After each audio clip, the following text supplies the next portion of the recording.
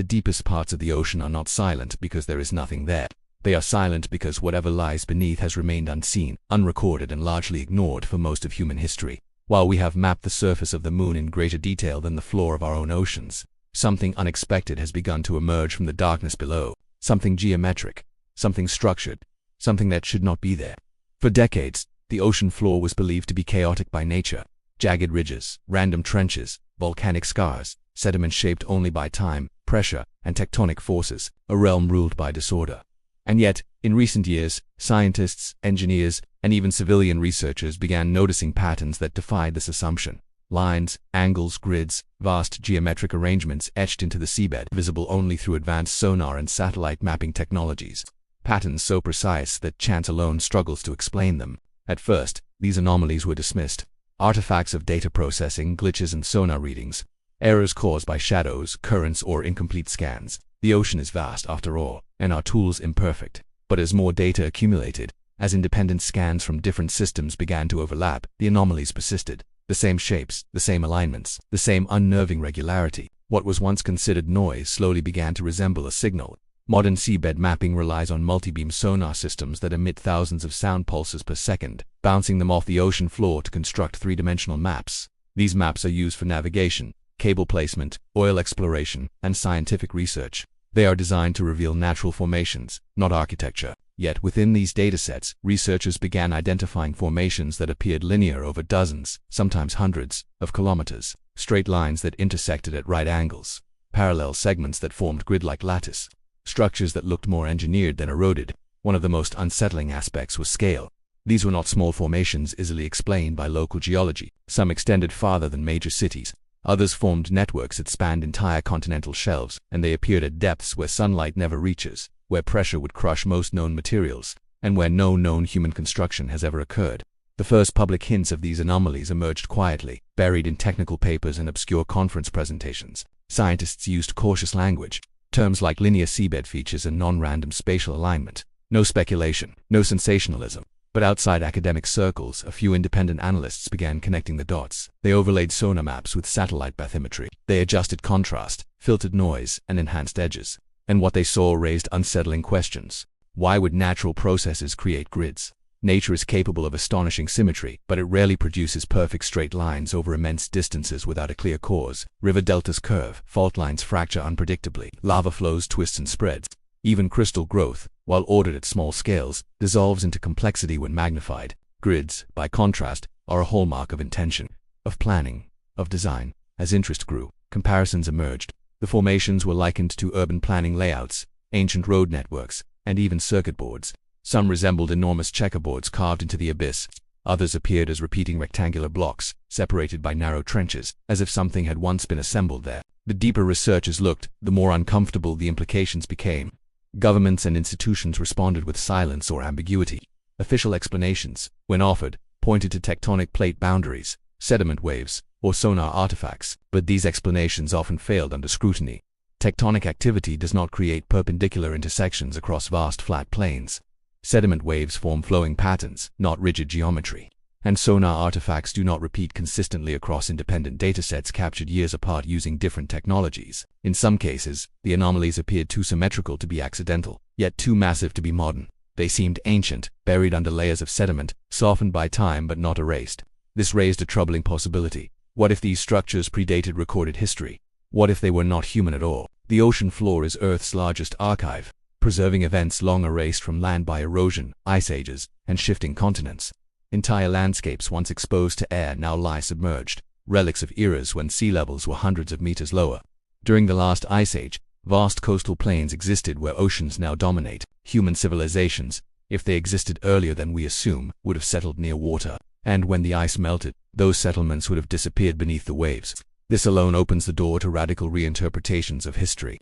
But the grid anomalies complicate things further. The scale and precision of these patterns exceed what we would expect from early human societies. No known ancient civilization possessed the technology to engineer structures across such depths and distances, and even if they had, why is there no trace of them on land? Why does history remain silent? Some researchers suggest the grids could be remnants of industrial activity far older than acknowledged. Others propose they may not be structures at all, but scars. The imprint left by something that moved across the seabed with deliberate motion. massive machinery, or something even less familiar, a system that operated not on the surface but beneath it. The most unsettling idea is not that we don't know what these anomalies are. It's that we might not be prepared to accept the answer, because once you acknowledge that the ocean floor contains patterns inconsistent with natural randomness, you must ask who or what created them, and when, and why. The ocean covers more than 70% of our planet, yet we have explored less than 5% of its depths. We send probes to Mars, build telescopes to peer billions of light years into space, yet the abyss below our own ships remains largely untouched. Perhaps that is because it is easier to look outward than downward, easier to imagine mysteries among the stars than beneath our feet. But sonar does not lie, data does not imagine, and when independent systems repeatedly reveal the same impossible geometry, denial becomes harder to maintain. In some regions, the grid-like formations align with no known geological features. They cut across sediment layers as if imposed after deposition. In others, they appear partially buried, suggesting immense age. Some grids curve subtly with the Earth's surface, implying they were laid down before continental drift shifted their position. That detail alone challenges conventional timelines by millions of years. Critics argue that humans are pattern-seeking by nature, that we impose meaning where none exists, that grids are an illusion, born from data smoothing and visualization biases, and it is true that the human brain is wired to find order in chaos. But this argument weakens when confronted with repeated, measurable, geometric consistency. When angles measure precisely 90 degrees, when distances repeat with mathematical regularity, when randomness fails statistical tests. A few scientists privately admit unease. Off the record, they acknowledge that some formations defy easy explanation, but public statements remain restrained. Funding depends on consensus. Careers depend on caution.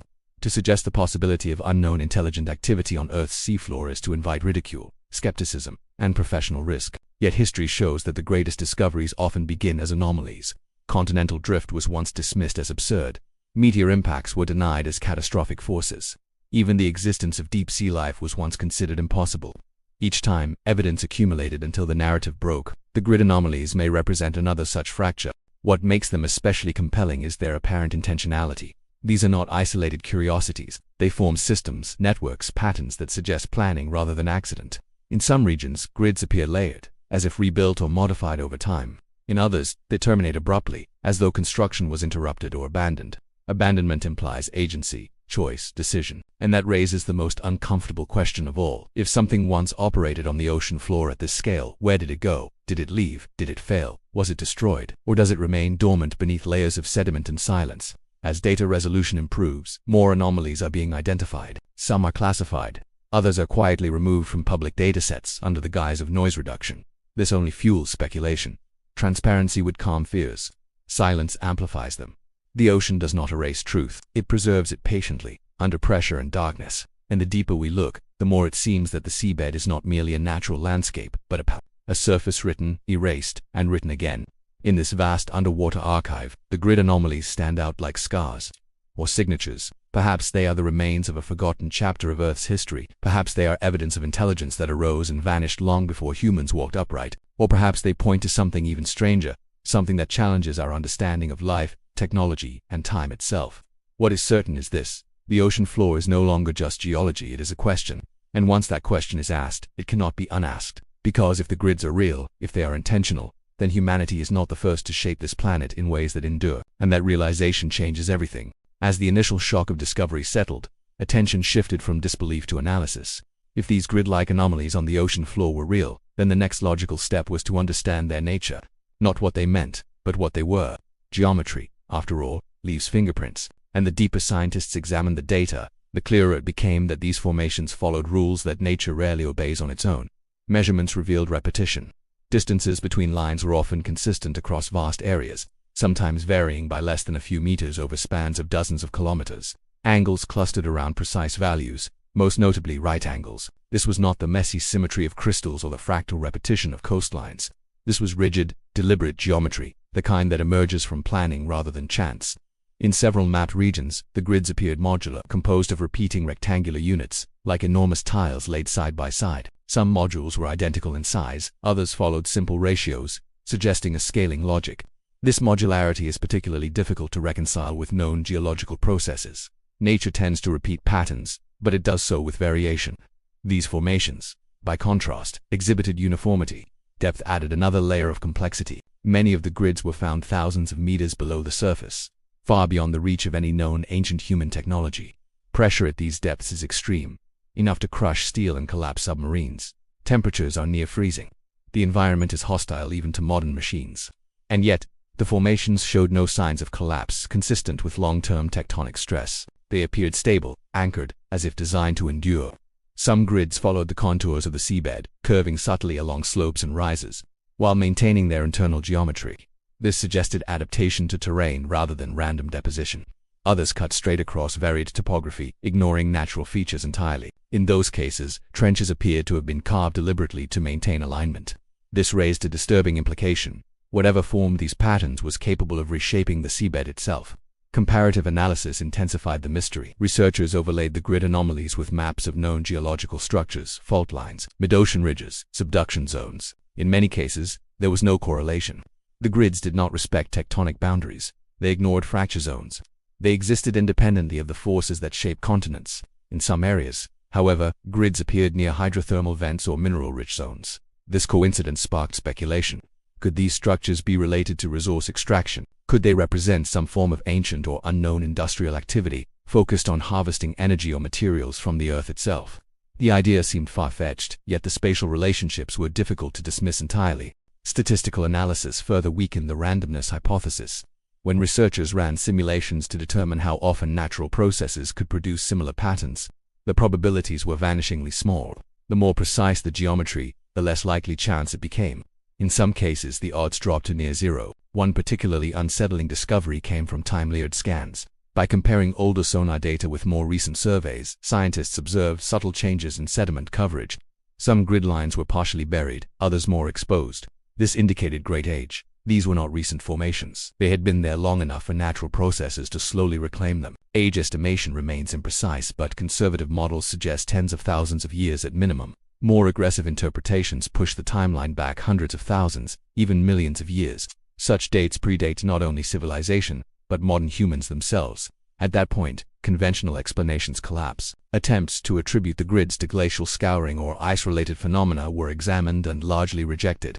Glacial movement can create linear features, but not intersecting grids across deep ocean basins, nor does it produce consistent spacing over such enormous scales. Similarly, sediment wave theories fail to account for the sharpness and angularity of the formations. The possibility that these were remnants of submerged land-based structures was also considered. During ice ages, sea levels were significantly lower, exposing vast areas now underwater.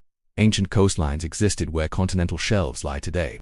However, many of the grids are located far beyond these shelves, in regions that would have remained submerged even during the lowest sea levels. Whatever created them did not rely on dry land.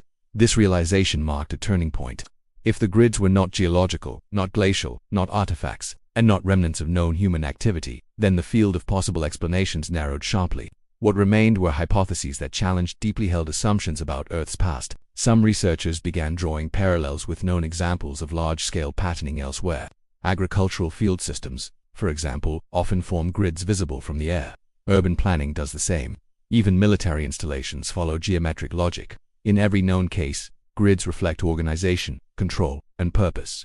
The ocean grids, however, dwarf these examples.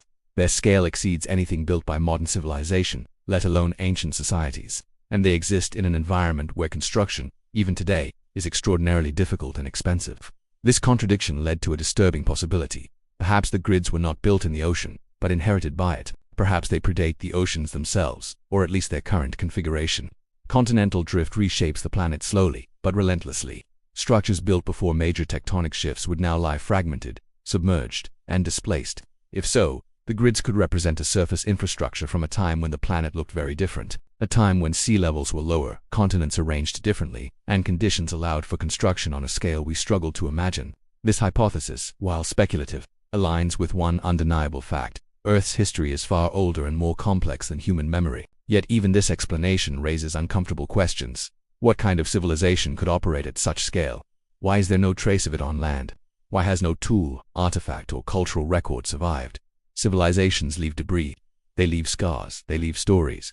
Unless something erased them. Another line of inquiry focused on materials. Sonar reflections suggested differences in density along the grid lines. In some cases, these densities did not match surrounding rock or sediment. This hinted at the presence of materials distinct from the natural seabed. However, without direct sampling, conclusions remained tentative. Deep-sea drilling missions are rare, expensive, and politically sensitive. Proposals to sample anomalous grid regions often stalled.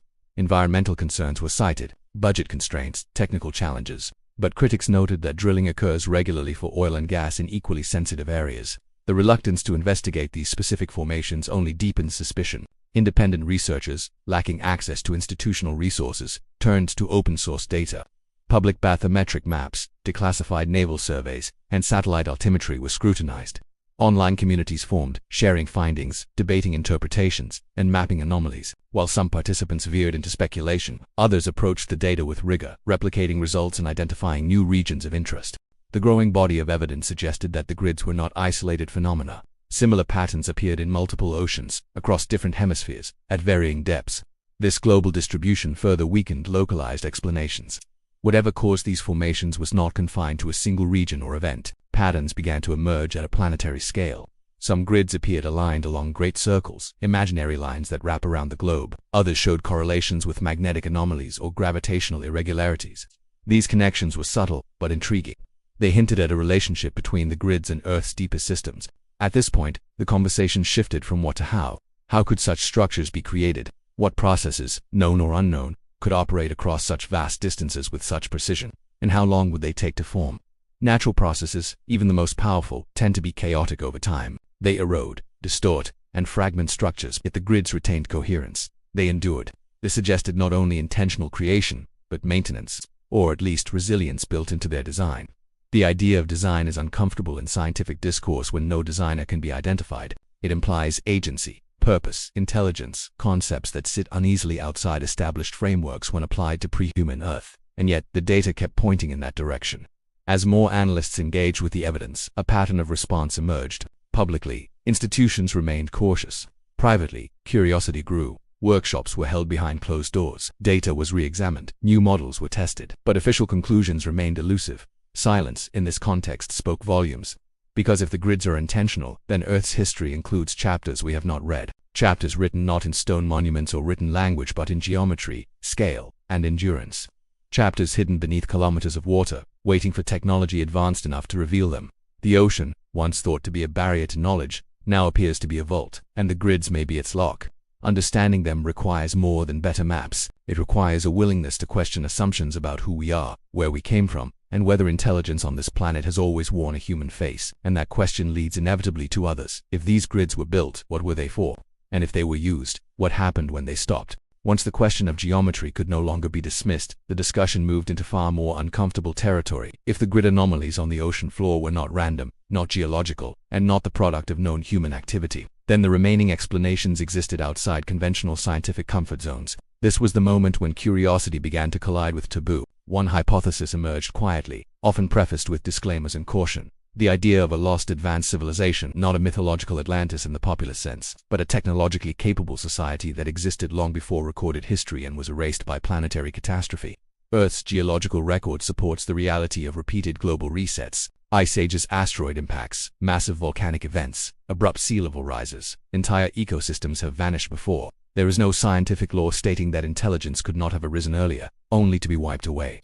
Supporters of this hypothesis point to the ocean itself as the perfect hiding place. When sea levels rose at the end of the last ice age, coastlines flooded rapidly. Entire regions disappeared beneath water in a matter of centuries. Any civilization concentrated near the sea would have been swallowed whole. Over thousands of years, sediment would bury what remained. Over tens of thousands, memory itself would be lost. But the grids complicate this narrative. Their scale and depth suggest something more than coastal settlements. They imply infrastructure, systems planning on a planetary scale.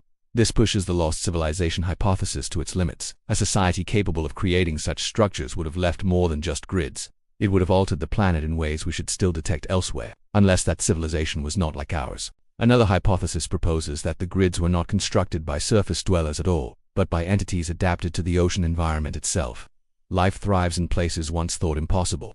Around hydrothermal vents, entire ecosystems exist without sunlight, fueled by chemical energy. Extremophiles survive crushing pressure and toxic conditions. The ocean depths are not lifeless, they are simply alien. If intelligence arose in such an environment, its technological expression would differ radically from ours.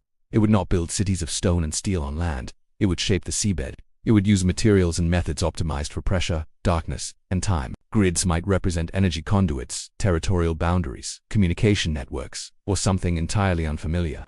This idea borders on science fiction, yet it is grounded in a simple fact. Intelligence adapts to environment. Human assumptions about technology are shaped by air, fire, and gravity. Remove those elements, and the result may be unrecognizable. A more controversial hypothesis goes further, suggesting that the grids are not ancient at all, but ongoing. That they are part of an active system operating beneath the ocean, hidden from surface detection. Proponents point to anomalies in ocean temperature, unexplained acoustic signals, and disturbances in deep-sea currents that coincide with grid locations. They argue that the structures may still serve a function. Naval data adds fuel to this speculation. For decades, submarines have reported unexplained sonar contacts in deep water, objects that move too fast, too precisely, too deliberately to be natural. These reports are often classified, dismissed, or attributed to sensor error. But their persistence across nations and decades is difficult to ignore. If something operates beneath the ocean, the grids could be its footprint, not ruins, but infrastructure, not relics, but systems. This possibility makes institutions uncomfortable for obvious reasons. It challenges not only science, but security. The ocean depths are strategically vital. Cables, submarines, resources, trade routes. To suggest unknown activity at scale beneath these waters is to suggest vulnerability, and vulnerability is rarely acknowledged publicly. Another hypothesis reframes the question entirely. What if the grids are not physical structures in the traditional sense, but the imprint of a process, a byproduct rather than a construction? Some researchers propose that the grids could result from interactions between Earth's magnetic field, tectonic stresses, and unknown deep Earth phenomena. In this view, the geometry emerges from physics we do not yet fully understand. This explanation has the advantage of avoiding intelligence altogether, but it struggles with precision. Physical fields can create patterns, but rarely sharp, intersecting grids over vast distances. The mathematics become strained, the models become complex, and even then, they fail to fully replicate what is observed. The idea of deliberate concealment also enters the conversation. Not concealment by the ocean, but by human institutions. Throughout history, governments have restricted information deemed destabilizing. Nuclear weapons, surveillance programs, experimental technologies. If the grids represent something that cannot be explained or controlled, withholding data might be seen as prudent. Evidence of selective data release is circumstantial but troubling. Certain high-resolution bathymetric maps are unavailable to the public. Some anomalies visible in older datasets vanish in newer releases, smoothed out or labeled as noise. Requests for raw data are often denied or delayed. None of this proves conspiracy, but it does suggest sensitivity. Independent analysts argue that even if the grids are benign, their suppression undermines trust. Science advances through transparency. Mystery thrives in silence. As speculation grows, so does resistance. Critics warn against pattern obsession, against filling gaps in knowledge with imagination. They emphasize the dangers of abandoning rigor, and they are right, to a point. Extraordinary claims require extraordinary evidence, but they also require investigation. Refusal to look is not skepticism. It is avoidance. One of the most unsettling aspects of the grid anomalies is how they challenge linear thinking about time. Human history is recorded in years and centuries. Geological history unfolds over millions of years. The grids seem to exist in a liminal space between these scales, too complex for deep geology, too ancient for civilization. They do not fit neatly into our timelines. This mismatch forces a reconsideration of assumptions. Perhaps intelligence is not a rare late-arriving phenomenon. Perhaps it emerges repeatedly under the right conditions. Perhaps Earth has hosted multiple waves of complexity, each rising, peaking and falling, leaving faint traces behind. If so, the grids could be echoes, the last remaining signatures of a cycle long completed. The emotional response to this idea is often denial. It diminishes human uniqueness. It reframes civilization as a moment rather than a destiny. It suggests that our achievements may one day be reduced to anomalies, buried and misunderstood by whatever comes next. Yet there is also a strange comfort in it.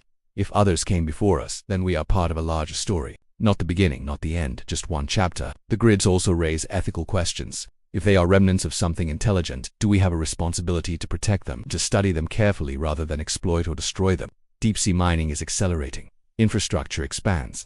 Without understanding what lies beneath, we risk erasing evidence forever. Silence once again becomes a form of erasure.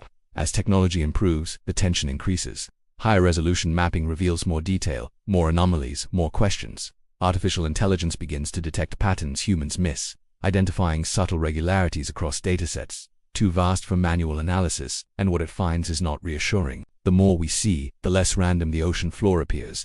At some point, the conversation stops being about grids and becomes about perspective, about how much of reality remains unseen simply because we have not looked, or because we have chosen not to ask certain questions. The ocean has always been a boundary between the known and the unknown. Perhaps it still is. What lies beneath the grids may never be fully understood, but their existence alone is enough to destabilize comfortable narratives. They remind us that Earth is older, deeper, and stranger than we like to admit, and they force us to confront a final, unsettling possibility. That whatever shaped the ocean floor with such precision may have understood this planet better than we do now. At some point, evidence stops behaving like a puzzle and starts behaving like a mirror. The grid anomalies on the ocean floor no longer exist only as data points, sonar returns, or academic curiosities. They reflect back at us questions we are not accustomed to asking. Questions about permanence, about intelligence, about how little we truly know of the world beneath our assumptions. The ocean has always been humanity's blind spot. We cross it, exploit it, and depend on it, yet rarely consider it as a place where history could hide. We think of land as a stage of civilization and the sea as a void, but this belief is a convenience, not a truth. Water does not erase the past, it seals it. The grids, whether structures, scars, or signatures, suggest intentionality at a scale that dwarfs human planning. They imply a perspective that treats continents and basins not as obstacles, but as canvases. This alone forces a reconsideration of what advance truly means. Advancement may not look like skyscrapers and satellites. It may look like integration with planetary systems, alignment with forces we barely understand. One of the most unsettling realizations is that the grids do not announce themselves. They do not rise above the surface. They do not broadcast signals. They remain hidden, visible only when we deliberately map the darkness. This is not how humans build. We leave marks meant to be seen. We build upward, outward, loudly. The grids do none of these things. This suggests either indifference to being discovered or a deliberate choice to remain unseen. As global mapping projects accelerate, driven by commerce, defense, and science, the amount of high-resolution data increases exponentially. Algorithms now scan the seafloor continuously, flagging anomalies in real time. And yet, despite this technological surge, public understanding remains limited. The story does not make headlines. The implications are too ambiguous, too destabilizing, too easy to dismiss, and too dangerous to confirm. In the absence of definitive answers, silence fills the space. Silence from institutions. Silence from official narratives. Silence that invites speculation but also signals discomfort. Because acknowledging the grids openly would require confronting questions with no reassuring conclusions. If these formations are ancient, they force us to accept that civilization, or something like it, may not be unique to our era. That intelligence may rise, shape the planet, and disappear without ceremony. If they are ongoing, they force us to accept that our planet is not as passive as we assume. That something may still be operating beyond our awareness. Even the most conservative interpretation carries weight. That our models of geology are incomplete. That there are forces shaping the Earth we do not yet understand. That our confidence often exceeds our knowledge. The grids also expose a deeper human reflex, the need for narrative closure. We want mysteries solved, questions answered, timelines defined. But some phenomena resist this impulse. They exist not to be explained neatly, but to expand the boundaries of what we consider possible. This may be one of those cases. Consider how many civilizations believed themselves to be the pinnacle of history, how many assumed permanence, and how many were erased by events beyond their control. Floods, droughts, climate shifts, impacts from the sky. Earth is not sentimental. It does not preserve achievements out of respect. It preserves them only if conditions allow. If something built the grids and vanished, the lesson is not fear. It is humility. We are not observers standing outside Earth's story. We are participants within it, subject to the same forces, vulnerable to the same resets. Our cities, too, will one day be anomalies. Our infrastructure will be scanned, measured, misinterpreted, and debated by whatever intelligence comes after. And that realization reframes the grids not as threats but as warnings. Warnings about scale, about time, about assuming continuity in a planet defined by disruption. There is also a quieter possibility, one less dramatic but equally profound, that the grids represent a collaboration between natural processes and intelligence, not imposed upon Earth, but grown with it. Structures that harness geological forces rather than fight them. Systems that endure because they align rather than resist. If so, they may offer lessons about sustainability, about resilience, about thinking beyond short lifespans and political cycles. But learning requires access, and access requires courage. Deep-sea exploration remains one of the last frontiers, not because it is impossible, but because it is inconvenient. It demands patience, investment, and a tolerance for uncertainty. It offers no immediate profit, no clear victory, no easy narrative, only questions. Yet questions are where progress begins. The grids will not go away. As mapping improves, more will be found. As resolution increases, details will sharpen. As artificial intelligence analyzes patterns beyond human perception, Correlations will emerge. The mystery will deepen, not resolve. At some point, humanity will be forced to decide whether to treat the ocean floor as merely a resource to exploit, or as a record to understand, whether to erase anomalies in the name of simplicity, or to confront them in the name of truth. History suggests we often choose convenience first, understanding later. But the ocean is patient. It has waited millions of years already. Whatever created the grids, whatever purpose they served, whatever story they tell, it is still there, written across the abyss in lines too straight to ignore. It does not demand belief, only attention. And attention changes everything. Because once you accept that the ocean floor may hold evidence of intelligence older, deeper, or stranger than our own, the question is no longer whether the grids are real. The question becomes whether we are ready to understand what they imply. That Earth's history is not finished being told. That the past is not as empty as we assumed. And that beneath the quiet surface of the sea, something waits. Not to be feared, not to be worshipped, but to be acknowledged. The grids do not shout. They do not explain themselves. They simply exist. And in doing so, they remind us of a truth that is both unsettling and liberating. We are not the first to wonder what lies beneath, and we will not be the last.